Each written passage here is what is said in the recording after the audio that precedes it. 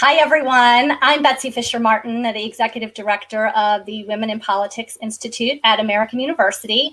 And welcome to another edition of our Women on Wednesdays summer series. We're happy that you're here with us this evening. To those of you new to our events, the Women in Politics Institute is a nonprofit and nonpartisan institute in AU's School of Public Affairs. And we aim to close the gender gap in political leadership. We offer academic and practical training, and we facilitate research and discussions like this on the importance of women being represented in politics on both sides of the aisle. And we are happy you have joined us this evening to listen to our discussion and participate in our discussion, I hope, about Democratic women House candidates in 2020. We have 117 days until the election.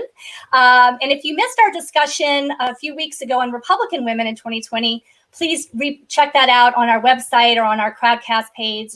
You can watch the replay there. But we are delighted to have with us this evening Congresswoman Cheri Bustos of Illinois. She is currently the chairwoman of the Democratic Congressional Campaign Committee, otherwise known as the DCCC.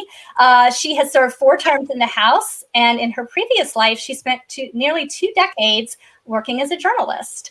In 2018, she won re-election by 24 points, the largest victory for any Democrat from a district that Trump won in 2016. So she knows a thing or two about winning campaigns.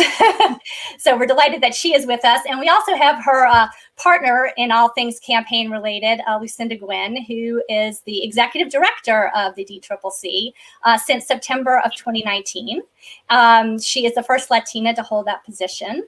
Previously, she was the vice president of campaigns at Emily's List, and she worked at the DCCC both in 2008 and 2012. So she's now come full circle. So welcome to you both. We're going to talk with them this evening about their efforts to expand their House majority and build on the success that we all saw in 2018's Year of the Woman. They're going to give us a debrief of sorts on the landscape, how it looks now, and then I want to go through with them some of the Democratic women to watch in some of the districts they are targeting, calling it their red to blue districts. So we'll talk about some of those women as well. And please do, in the bottom of your screen, you'll see an Ask the Question button. So please feel free to submit a question there. I'm going to save plenty of time for questions. It's always my favorite part of the evening. So we hope that you will fill that out and ask a question. And again, if you want to watch any part of this event, again, the replay will be on this Crowdcast website, or you can find a link on our website, the Women in Politics Institute as well. So with that, welcome, Congresswoman and Lucinda. Thanks so much for being here. Thank you, Betsy. Thank you for having us. Sure. So, Congresswoman, I mentioned the Red to Blue program. Can you give us a sense of what that is and why it's important to something like the DCCC to have? Sure. Well, this goes back many, many, many cycles. And so the name of it kind of describes what it is. It means all of the attempts that we will make honorably and ethically to flip a seat from red, from Republican, to blue, to Democrat. And I have, you had mentioned the kind of district that I come from. Way back in 2012, when I was first running, I was one of those red to blue candidates. This cycle, we have right now 24 candidates from throughout the country, every corner of the country, that we have on our red to blue list. That is not a static number. That number will grow. We've got another set of primaries coming up later in July. We have more primaries in August. So this is an ever-evolving list, and very, very proud of this because of the 24, Betsy, 20 are women, and it's another diverse group of people that we think we've got a great shot of flipping many of these seats from red to blue. And Lucinda, tell us why you think these women especially are poised to flip some of these seats. Why are there so many women on that list? Yeah, absolutely. You know, I think 2018 was a really important year for women in politics. And I had the privilege of working with Chairwoman Bustos and the whole DCCC team in my role at Emily's List, where, you know, we elected enough women in 2018 to flip Congress into Democratic control. We helped send the first 2 Latinas from Texas, ever elected from Texas, to Congress, the first 2 Native American women to Congress, the first 2 Muslim American women in Congress. And I think that, the women's reaction to Donald Trump's election has been so strong. We marched in the Women's March. We ran, we voted, we took over city council meetings, and that march has not stopped. And, there's so much math and science that goes into all of the work that we do in elections, but the candidates matter. And the women that we are working with, and all of the candidates we are working with who are stepping up to do this thing and run for office, which is so hard and so brave to do, are truly remarkable. We have farmers, we have teachers, we have veterans, we have lawyers, we have Supreme Court justices from all over the country. And their stories and authenticity help them connect with voters. And I'm very excited to share some of their stories with you all today. So I wanted to ask you, Congresswoman, currently there are 85 Democratic women incumbents running. So I know we're going to spend some time talking about some of the challengers out there, but can you give us a sense of the landscape of the women that are already there serving? How does it look in terms of their reelection prospects? Well, so we have another group that we have at the Democratic Congressional Campaign Committee are called Frontliners. So why we call them Frontliners? They are in the toughest districts in the nation, and they are currently serving in Congress. We have 42 of those this election cycle, 40 of whom are freshmen, meaning they're brand new, they're serving in their first term. And why we think they're going to do well is because, to Lucinda's point earlier, just like our red to blue candidates, these frontliners, they fit their districts like a glove. Mm-hmm. And they come from all different backgrounds. When many of the women got some publicity when we were first starting this last session of Congress, because they had a service background. They served in the CIA, they served in the military, in the Navy, in the Army. They stuck together, just like you would if you were in the military. They stuck together.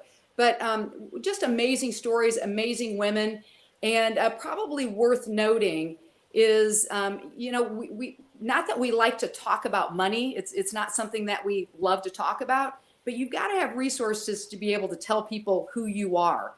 And these frontline women are just doing amazingly well at getting grassroots support from all over the country. These low dollar donations that are coming in, maybe $5 at a time, $10 at a time, because they have this deep belief in these women and want to make sure that they return to Congress. But Betsy, these stories are just amazing of the kind of women that we have serving in Congress right now.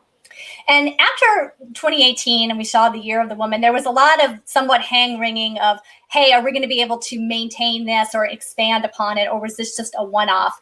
As you all said about early on last cycle, doing some of those recruitment efforts and had so many conversations with women, what did you learn from that process? And how did you, if you could just categorize it, I know it's a little difficult to be so broad about it, but what really drew some of these women that are running now to actually run in this age? I know after 2016, a lot of the discussion was 2018 was Trump. Is that still the case? Or are there other issues that are really propelling some of these women to run? Well, Lucinda, if I can start that off, and this is actually, and please join in, but and Betsy, when we go through some of these profiles, women, let me start with Betsy Dirksen-Londrigan, who is running right now. And I'm going to start with her because she's from my hometown of Springfield, Illinois, which is not in my congressional district. And I've known Betsy since we were both little girls. My mom taught her sister in preschool. But Betsy, this is what motivated her to run. And this story can be repeated. I'm going to pull up her picture right now. There we go. There we go.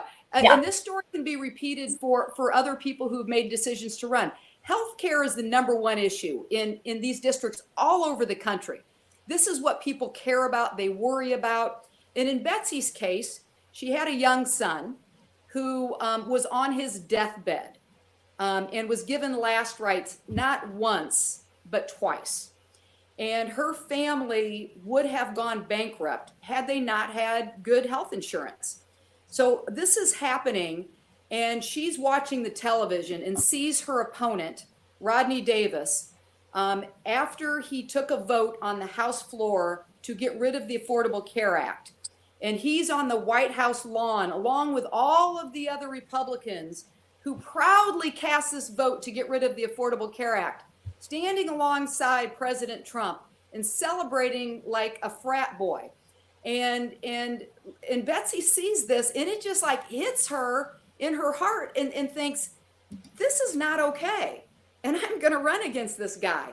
And so she makes a decision then and there that she's going to run against Rodney Davis. So this is her second time running. She barely lost by the equivalent of 2 votes per precinct. Mm-hmm. And so she made a decision that she's going to try it again. And I have the deepest faith that Betsy Dirksen Lonergan is going to win. She is working incredibly hard. And it's amazing to see a candidate who's running for a second time and just how much they grow. And I'll tell you what, she's wonderful. She's running for the right reasons. She cares about people deeply. And we have a lot of faith in her. And that is right why we put her on the red to blue list. But that healthcare story could be repeated in different ways by the various candidates. But that would be one example. So Lucinda, Congresswoman mentioned sort of the rematches and running again. Why is that so important, especially for women, to kind of get back up on the proverbial horse and try and run again? Yeah, absolutely. We have several rematches that we're excited to share with you all today and talk about a little bit today. Betsy Dirksen Lonergan is a great example. Gina Ortiz Jones, who won by just less than 1,000 votes. Carolyn Bordeaux is lost by 432 votes. Lost by 432 votes, and she's running again. So we have these amazing women stepping up to the plate to do this thing again that is very challenging, where you have to ask people for help over and over and over again. And they are remarkable. They have learned a lot. And I think it shows a lot that you can learn, you can grow. The investments they made in themselves, in their profiles, in their brands, in their district are continuing to roll straight into this election cycle. They have made real investments in connecting with their communities, and that doesn't go away. They start at a different place. They start with a different base of support, not only in polling and in fundraising, but in volunteerism and in grassroots support. So it's important, I think, that we see women who got so close and did such an amazing job in 2018 continue to step up and try. We're going to see so many of these women come to Congress as a result of their tenacity and in pushing through. And we're doing this for sometimes 3 or 4 years in a row. Let me go through a couple other candidates. You mentioned Gina Ortiz Jones in Texas. Tell us a little bit more about her. She's actually in the Cook report, which we all look at for kind of the rankings and where people are going in a district that's lean Dem. So she's in a pretty good position, competitively speaking, in that district. Tell us a little bit more about her. Yeah, I'll jump in here and then Chairwoman, feel free. So for folks who have spent any time with me, you know that I'm obsessed with this race and this district. Gina Ortiz Jones is an incredible candidate. She's a veteran. She also has a very powerful healthcare story about caring for her aging mother who lives in San Antonio. So this is a really sprawling district. It goes from El Paso, Texas, all the way to San Antonio. And that's about an 11-hour drive. So it is geographically very large. 2 suburban pockets, and we can talk about kind of the revolt of the suburbs, if you will, and how much the Republicans are really losing a grasp on the suburbs. And then there is this giant swath of rural areas in between El Paso and San Antonio. In the gerrymandering and partisan redistricting that has taken place in Texas for about a generation, this has been traditionally the only competitive seat in the state of Texas that has toggled back and forth between Democratic and Republican control. Gina Ortiz Jones stepped up to the plate, did an incredible job last cycle, came within less than 1,000 votes of winning. Will Hurd, who was touted as a Republican superstar, saw the writing on the wall and decided he wasn't going to run for office this year. So she's now running in an open seat, which creates an easier dynamic for us. We don't know who she's going to run against yet. We have that. The Republicans are in a runoff, which will take place this Tuesday. Right. And so she's had a lot more advantages this cycle in terms of where she's building from and also, who we're running against. But the climate is also just very ripe for someone with Gina's deep profile. She's an Air Force intelligence officer, a veteran, very deep ties in the San Antonio portion of this district. And we're just ecstatic that, she's coming to Congress next year, we think. Let me move on to some of the races that are more toss-up rated, and some of the women that you have running there. Christie Smith in California. She's a state assemblywoman, and she's another one that is in a rematch. In fact, she's in a very, she actually ran for the seat in May for the special election, and she's having to run again now. Yeah, so I'll kick in on that one. So yeah, she just had to participate in a special election, which it was the only election on the entire ballot. So I think it's worth noting this is the seat that Katie Hill had served in, and it ended up being she resigned, and it's an open seat. And so Christie, who serves in the legislature, she did very well in the primary. She was the top vote getter in the Democratic primary. So she has the special election in March. Was not successful there, but it's worth noting, and it's kind of like, unless you study this stuff inside and out, it's a little bit hard to understand. But that was the only election on a special election ballot when it was almost entirely all vote by mail. So we were learning as we were going along. Right. A guy named Mike Garcia won. And so now Christie will face Mike in the general election. Now, why are we so confident that we can do well? Well, in a general election, when you've got the presidential at the top of the ticket, and you've got all of the other races going on, and this happens to be in California, well, all of a sudden the dynamics, the voters who turn out change. And we think Christie is the right candidate. We think that after Mike Garcia has a voting record, which will be intertwined like this with Donald Trump, where he will do what he can to harm healthcare. And we think Christie Smith will be successful. And she's revamping her campaign, and it's going to be a hard fought battle. And we're confident that she'll be successful going into November. Yeah. If I could just chime in with one other piece about the Christie Smith special election and how much we've learned. It was also the first election that we participated in the middle of COVID. Right. So we set up an entire field apparatus in this campaign, an entire campaign infrastructure to run a more traditional in-person campaign. She is completely revamped. We expect this electorate to be a ton better in May, and we have learned a ton about the best way to campaign inside of this environment too. Let me move to Georgia, another toss-up race. Carolyn Bordeaux there. She was actually a staffer for Senator Ron Wyden on the Hill, and is now a professor at Georgia State University. Tell us a little bit more about that race.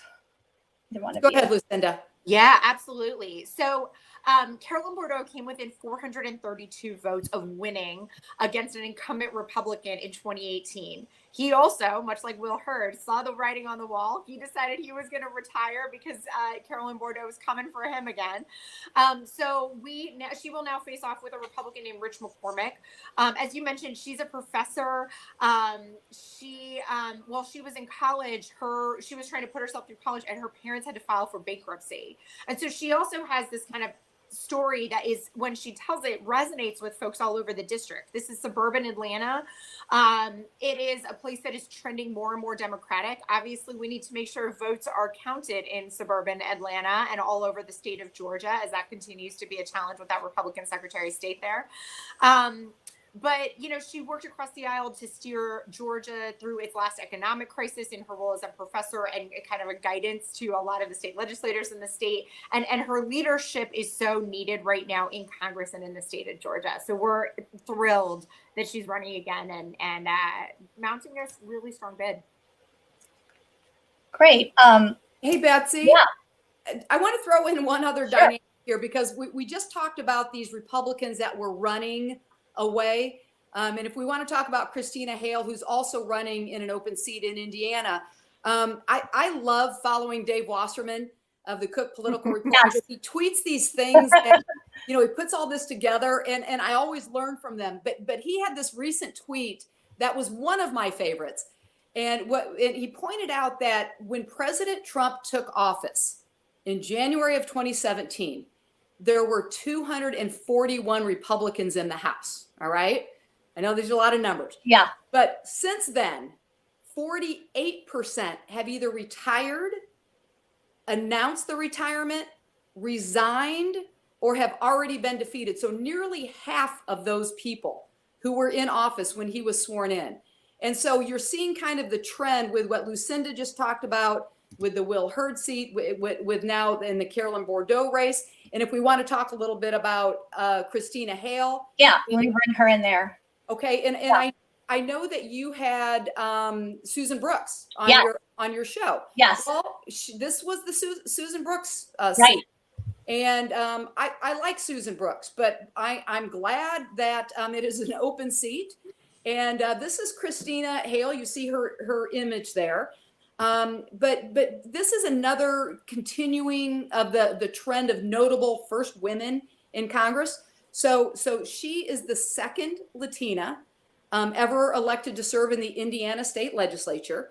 And as a Cuban American candidate, she would be the first Latina to represent the Hoosier state in Congress. So, and this is one of those, I would love it if Christina was on this show right now, because we would be laughing. I mean, she's like a stand-up act. She's funny. She's real. She loves animals.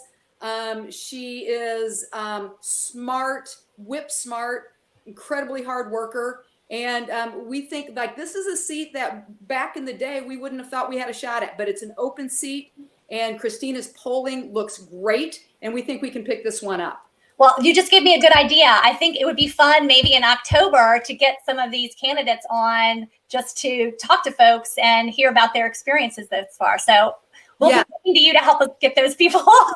Yeah, we will absolutely. We're happy to help with that. Yeah, absolutely. And she's running, and there's a couple matchups like this against another woman in the general election. Yeah. Well. Yeah, but we would be happy to do that. Like I kind of feel like some of these candidates, I like to say to know them is to love them. Yeah. I say that repeatedly about Jackie Gordon, also running in another open seat, Peter King's seat out of New York. And like you could get in a conversation with her, and I bet 3 minutes into it you're going to go, oh my gosh, like I have to vote for this woman. She's phenomenal. But we'd love to tell you a little bit about Jackie too, if you're open to that. Yeah. Go ahead. Do all the talking. I'll let you take this one. Awesome. To know Jackie Gordon is to love Jackie Gordon. She is amazing. She is a combat veteran. She served in the military for 29 years. She also served as a school guidance counselor. Very deep roots in this Long Island district. As Democrats, we have gone after this seat. This was Peter King's seat for a long time, sticking on our trend of retiring Republicans here. And we have come very close. This is a district that should be in Democratic control. He also saw the writing on the wall after last cycle. And so now this is a new open seat. We just got an opponent named a couple days ago because voting is taking a little bit longer, or counting the votes rather is taking a little longer these days as more mail-in ballots are coming in. But, this is a seat that has very good DNA for Democrats to win. This is a candidate who is stellar and has a really incredible ability to connect with voters and constituents in her area. So we're stoked about Jackie Gordon. Let me ask you, while we're talking about New York, there's another candidate from New York that's running in the New York 24. Let me see if I can. Yeah, here she is. Dana Balter. Tell us about her. She's also a professor at Syracuse University, and another rematch. Yeah, so it's an increasingly competitive rematch. As you pointed out, John Katko is the incumbent, and Dana leads in the most recent poll 48-45.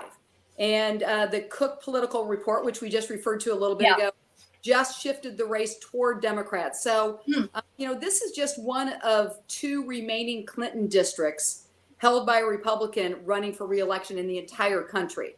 So a little bit about Dana, immigrant daughter of Holocaust refugees.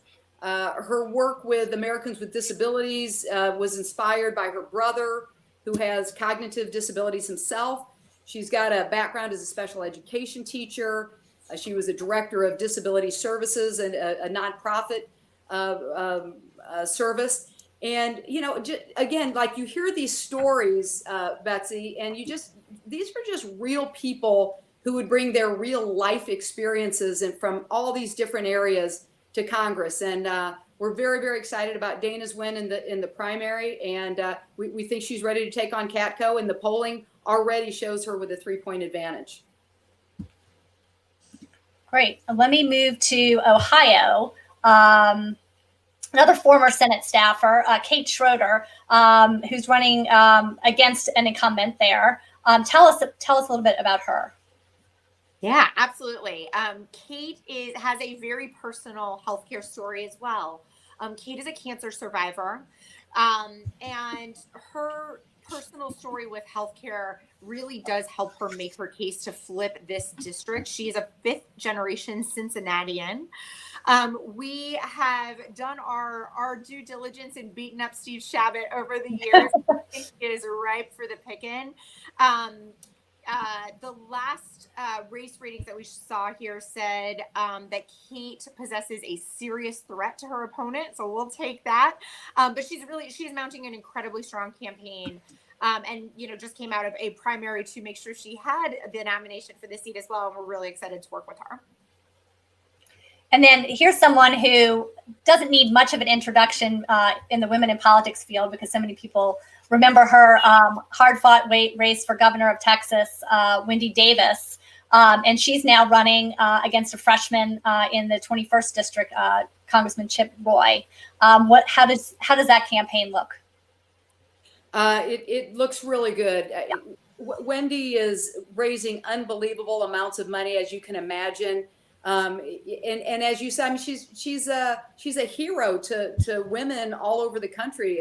And just as a very quick reminder, it was Wendy, if you remember, standing on the floor of the Texas legislature in her historic 13-hour filibuster. Right. And so, that put her name on the map. And she's built her brand working across the aisle, because when you look at these districts, these are tough districts. And your politics can't be, too far out this way or that way to be successful in some of these really tough districts. So she literally, while you think of her on that filibuster, she is known for working across the aisle as a state senator. And so she's running against Chip Roy, who has literally built his reputation as this unoriginal loyalist to Donald Trump. So Wendy and Gina are a great big part of why Texas has been ground zero since day one in this election cycle. Speaking of Trump loyalists, I want to ask you about Amy Kennedy, who just won her primary yesterday.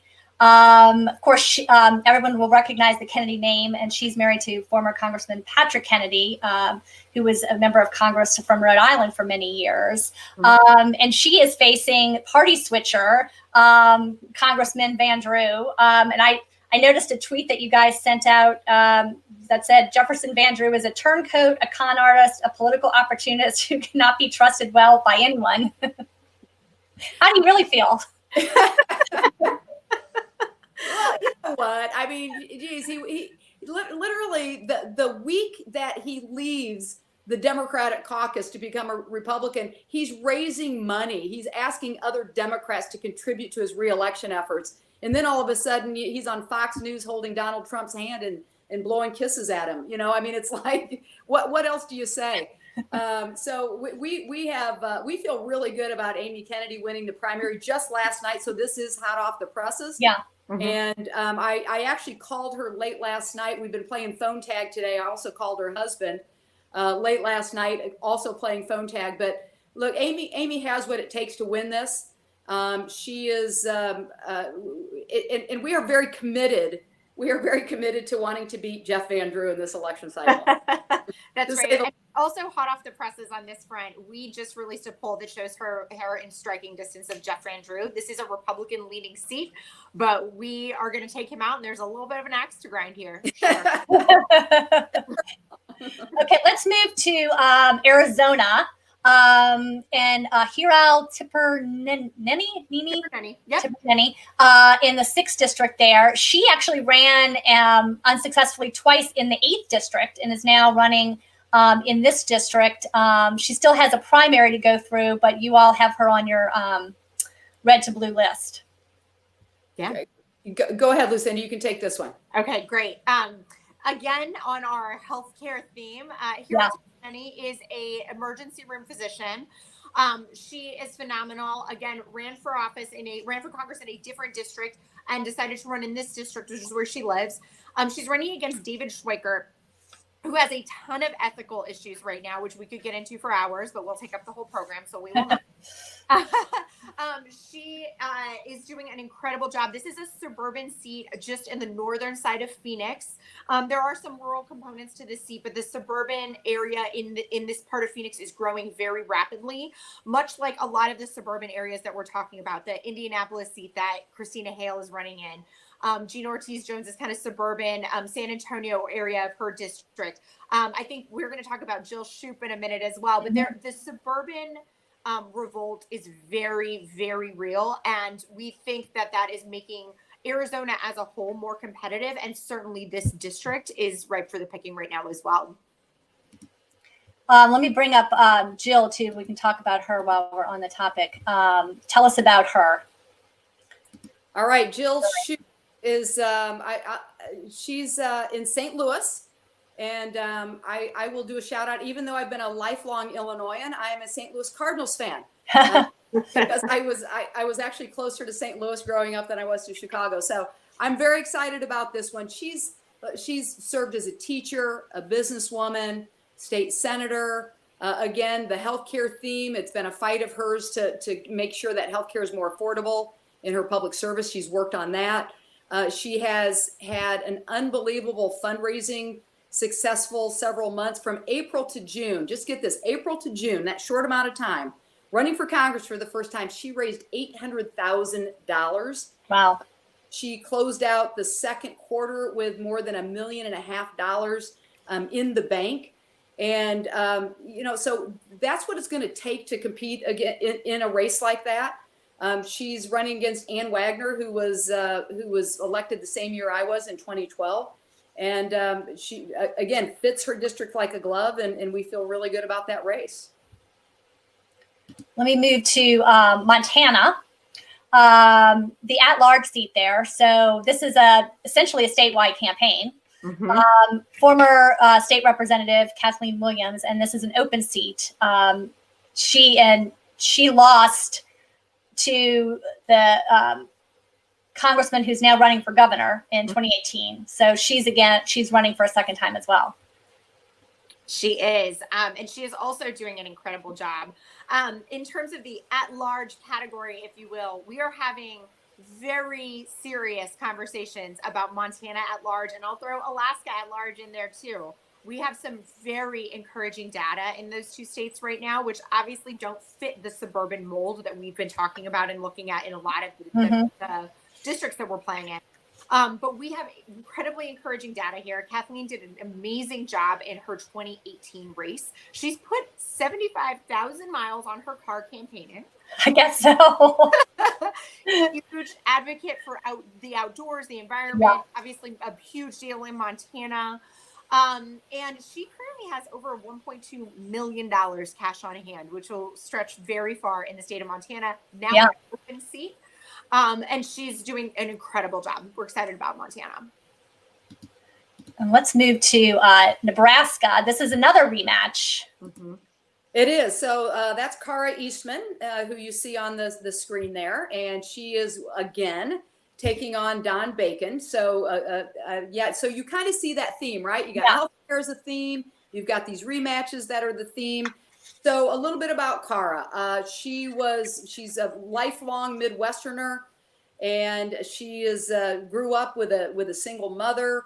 She has run high-powered nonprofits. She's led homelessness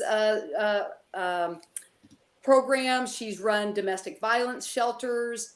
She's helped people with Lou Gehrig's disease. She founded the Omaha Healthy Kids Alliance. So she's got this great, big, deep, and wide background in helping so many different people. So like the grassroots are really, that's her thing. She gets people so fired up. I know every time I talk with her, She talks about all of these phone calls that are being made, all of the prospective voters that she's connecting with. So she's got this, not only she's doing well on the fundraising front, but she's also doing great on the grassroots front as well. I want to ask you, we have one more person we want to talk about, and then we're going to take some questions from the audience. So if you haven't had a chance to go to the Ask the Question tab, please feel free to do that so we can take some of your questions. But I want to ask you about Hillary Scholten in Michigan. She doesn't know who she's running against yet because there is a primary for the Republican side on August 4th, but that's an open seat. Tell us a little bit more about her. So Hillary she's great. She is an immigration attorney. Mm-hmm. She served in the Obama administration in the Obama Department of Justice. She is a native of West Michigan. Her family's lived there for years. And this is an interesting seat. So this is now the open Justin Amash seat. So early this cycle, we looked at this seat and we thought, this seems like a pretty Republican seat, but what are we doing about this seat? So now it's a mystery about whether or not Justin Amash is going to run as a third-party candidate. He has until early August to decide. And like you said, there is a Republican primary here that will be decided in early August. But, Biden is up 5 in this district, which is going to have a very good down ticket effect here. We have very encouraging data in this ticket with Justin Amash on the ballot and without him. So we feel really excited about Hillary, her deep roots in the community, and the amount of service that she's already shown to her country. So we think Hillary has a very good shot. Great. I want to get to some questions since we've gone through and seen some of these terrific candidates that you all have. Here's a question from Nicole, and she says, what do you believe are the top issues preventing women from being reelected? That would prevent women from being reelected. Look, I'm going to spin that around and make it a positive. I mean, I just think women are going to do great. I think women are going to show up in huge numbers to the polls. Yeah. I think they have had it with Donald Trump. Yeah. And I think Donald Trump he was one of the best recruiters for us. And he's one of the best motivators for us. And if you look at, when you break down the polling, look at suburban women and how they are just running as fast as they can away from Donald Trump and toward the Democrats running. And I think there's going to be like this, the women that we just went over, you had their images on your screen, you had a little bit of their bios, we went into a little bit of the politics there. These are relatable women. There's nothing stuffy about them. There's nothing, like if you went back to your days of like people you like and people you want to hang out with, these are women like you want to hang out with. And so I just think it's going to be a plus. I cannot think that there is a negative of women running for these seats this cycle. We've talked about this a little bit in some of our other events too, but that sort of authenticity factor that women are really starting to embrace in their own narratives now in campaigns we've seen over the last couple cycles. How important is that, you think, in elections these days? Yeah. The candidate matters. Yeah. Lucinda started saying that earlier. It matters a lot. When we talk about the science and the art, right? The science is: are you going to have the money? Are the polls or the numbers going to? Can you move those your way? Is the Democratic performance index of these different districts, are they such that you can make progress? But the art of it is the candidate. And, I can go back to, I first started in politics at an elected level when I announced in 2006 that I was going to run for city council of East Moline, Illinois, population 21,000. My great big political base, by the way, I represented one ward, so it was 3,000 people I represented. But I then, fast forward to then announcing in 2011 that I was going to run for Congress. I remember how hard it was for me to talk about personal things. Right. You sit down with people who are going to do your television ads and your mail and all that, and they keep drilling deeper and deeper and deeper. And, someone who was a reporter for 17 years of my career, I was always more comfortable asking the questions than answering them. But so you look at, here we are in 2020, and you've got to be willing to talk about your personal background and your personal struggles and, family situations. And I think I look at these candidates now, Lucinda, and you can weigh in on this, but they're, I feel like they're perfectly comfortable talking about their struggles, right. And they can just get to it like that. That took me years to have a little bit more of a comfort level, but they're real, and they're not afraid to share it. Yeah, that's absolutely right. I mean, I think that there are barriers to entry for women that we have to work very hard to overcome. And I think some women have for years felt a fear of stepping up and running for office. For how do I raise the money? I'm not a lawyer. I'm not good at public speaking. I have to fit this mold and be this sort of persona. And I think for the last 10 years, we've really seen women just throw that rule book out. And it's so important that women candidates, but women, share very personal stories about having student loan debt, about that time you had to visit Planned Parenthood, about the struggles growing up, and that, because that is what Americans face every day. And the more authentic our candidates are, the more they're going to connect, and the better service that they're going to provide to their constituents when they're elected. And I think it's just been remarkable to see women just continue to shed the persona they think they're supposed to be and just be themselves. I wanted to ask you on the fundraising component, because you mentioned that there's been some criticism that there's too much of an emphasis on sort of the fundraising in the donor list. I was talking to Rhonda Fox, who ran in North Carolina in the primary, and she wrote a blog post for our Gender on the Ballot about her experience running. And one of the things that she said was that sort of this emphasis on fundraising and the size of a donor's list can disproportionately hurt younger and maybe more diverse candidates. What do you all say to that, to either young people who are running, someone that doesn't have an automatic donor list of people, and they might not get the endorsements and the support because they don't rank higher on the donor fundraising component? I don't think anybody starts out being good at, or very few people do. I was terrible at it when I started.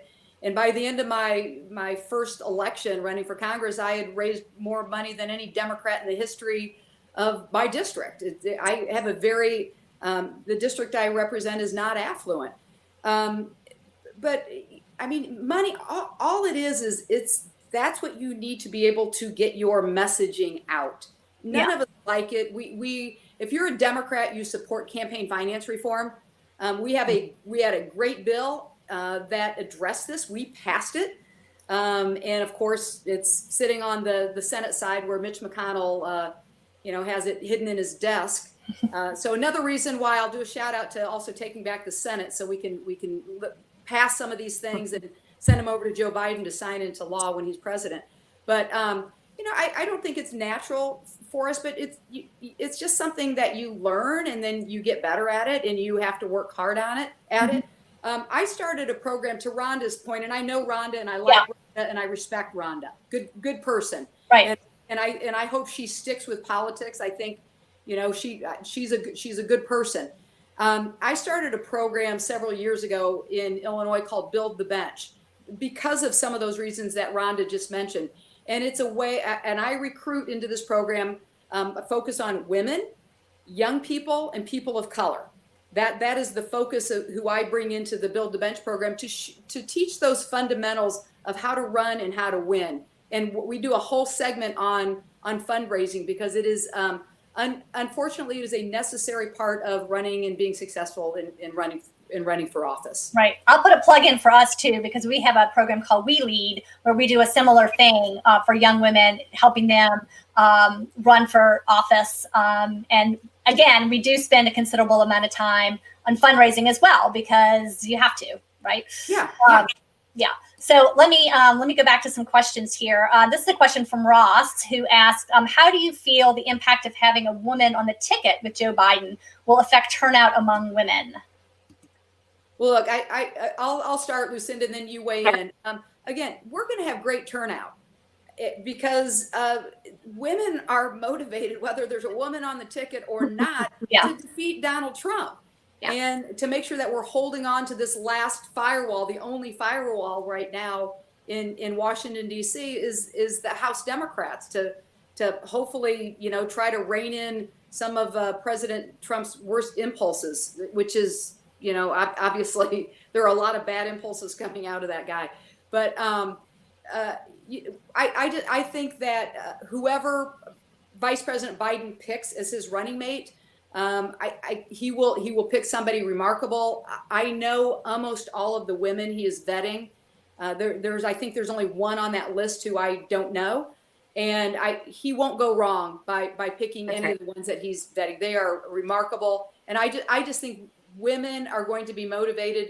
Democrats are going to be motivated. People who want to get our country back on the right track again are motivated. Congresswoman, I saw an op-ed the other day of someone who was floating your name as a potential running mate. I want to break any news here on our Women on Wednesdays? Yeah, I am not on that list. I am focused on running CCC and making sure that we hang on to and grow our majority in the House. That is my focus. And you would be great, Congresswoman, but to be clear, I need you. Okay, I'm glad we have that cleared up. I'm not going anywhere. I'm not going. Okay, let's see. We have another question. We talked a little bit about this earlier and sort of the impact of COVID-19. But Caitlin was mentioning the Christie Smith race. How else has COVID-19 impacted the election landscape, and how have you guys had to adjust to that? Okay, I'm going to start again, Lucinda, and then I'm going to turn it over to you because you get the credit for this. Speaker Pelosi, I would say it was in March, maybe April, comes to me. And she says, these grassroots folks are just chomping at the bit to be able to do something. And here we are all in lockdown. We've got to get this figured out.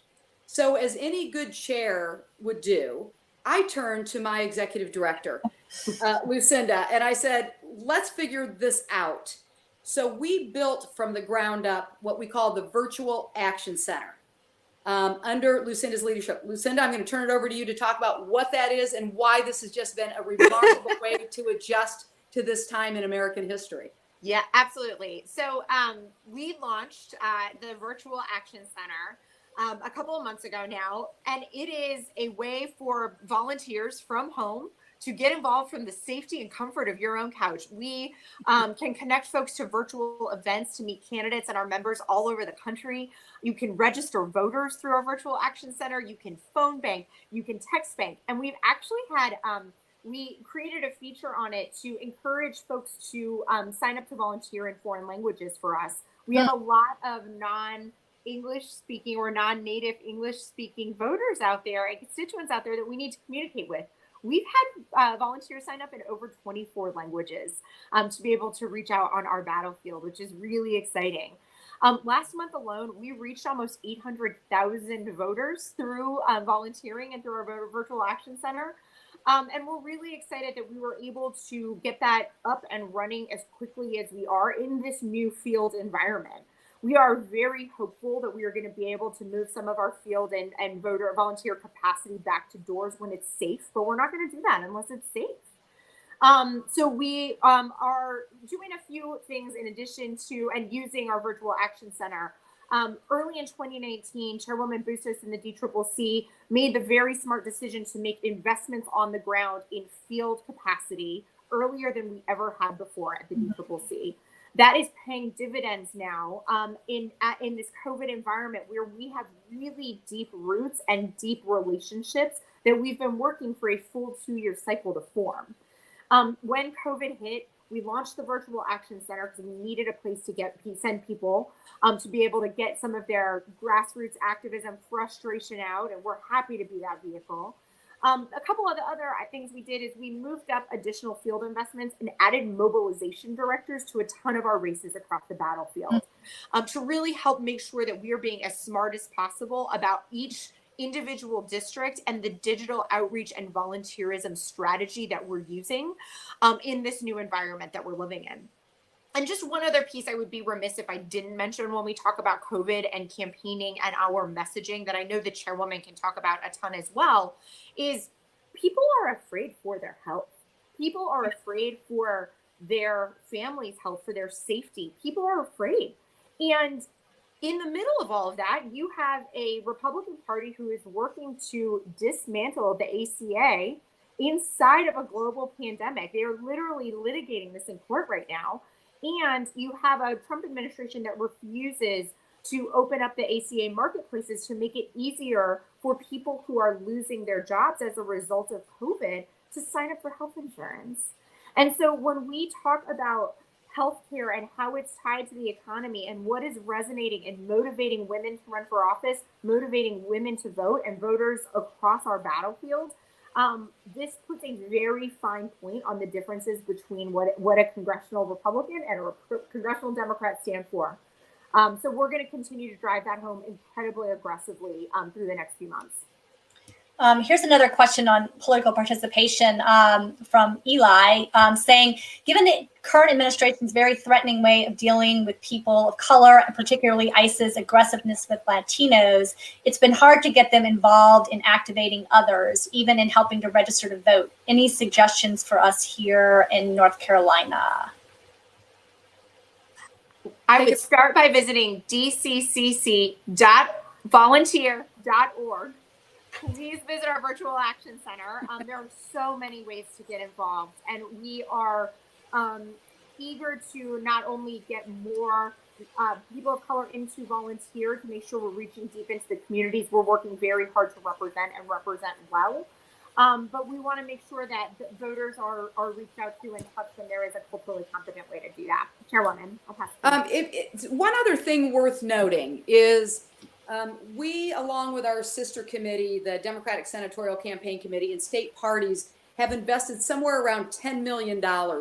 And we are filing lawsuits and are in the middle of litigation and have won lawsuits all over this country in probably almost half of our states now, where there have been voter suppression attempts. I mean, let me give you an example. We won a case in South Carolina where, think about like these voter registration drives.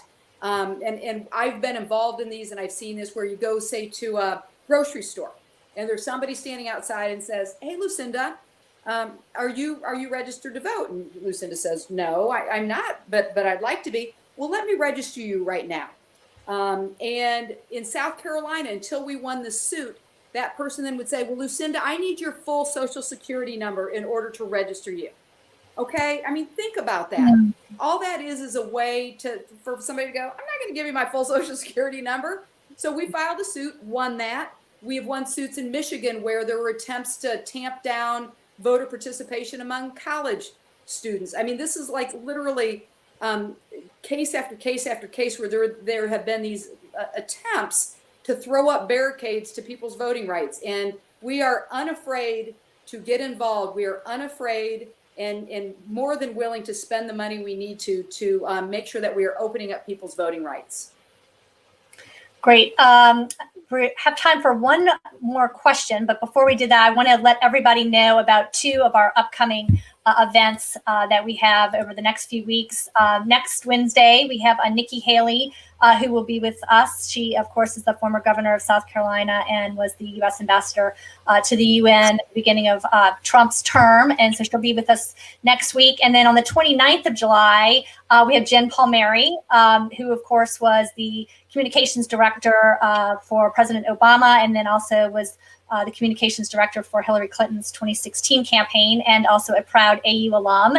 And she will be here on the 29th on our Women on Wednesdays. So please join us for that as well. But I think we have one or two more questions here. And so let me go to the questions and get the Congresswoman back up here too. So let's see, we have from, Natalie. This is a great question. What are your thoughts on electoral quotas for women in office? So many countries with high percentages of women in national legislatures have quotas, like Rwanda, Bolivia, etc. Would that work here? Wow. I don't see it working here, and I hope it happens naturally. Look, we have more women in Congress right now than who have ever served in Congress. Our hope is that that number continues to grow, and that it is the norm to see a woman in Congress, in the House, in the Senate, in governor's seats, and hopefully as president sometime in the near future. But Lucinda, I don't know if you have any other thoughts. The state of Iowa for quite a while has had quotas on like state boards, that sort of thing, which I'm intrigued by that idea, but I just don't know, like the electoral process. I don't know if I see that working in our country. I mean, look, I think that I would love to have the House, the Senate, and the White House so we can debate things like that. But until we win all three chambers, I think that would be a really difficult thing to get passed. But I think we have we're making strides, right? You have a Nevada legislature that has a majority women for the first time in history, and that's like, I think we have a long way to go. Women are still only a little more than 20% of Congress right now, the majority of whom are Democrats. But I think we have to keep fighting the fights that are ahead of us, and hope that we get to the point that we can have those arguments and those conversations. Great. Well, that is a good place to end. I want to thank both of you so much for being here to give us an idea of the landscape and talk about some of these candidates that you all have. We'll definitely be watching, and I hope we can maybe gather some in October. I think that would be a fun program to have for folks. But we really appreciate all of your time, and we'll be watching the campaigns. And thank you, everybody, for joining us. And hopefully we will see you next week. If you want to rewatch any of this, you can check out our channel on Crowdcast or go to our website, and there will be a recording there for you very shortly. So thank you so much. Thank you, Betsy. Guys, appreciate it.